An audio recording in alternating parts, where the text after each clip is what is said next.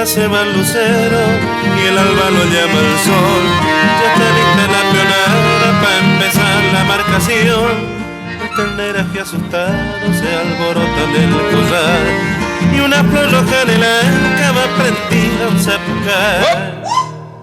Gancho, Rincón, La Maloya, orgullo del Tarahui, estancia San Blas la criolla, donde se habla el guaraní.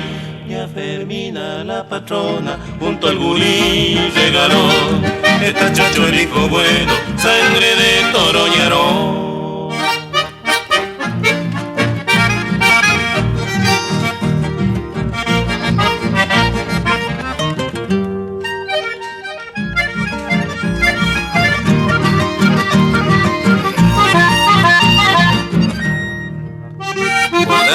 Pérez se aferra a su puesto de capataz y es machazo para la guerra ya en la estancia San Blas. Don Adolfo el corneñito, como hace el chamamé, y Pinday que es medio arisco lo zapatea lindo, ayeche.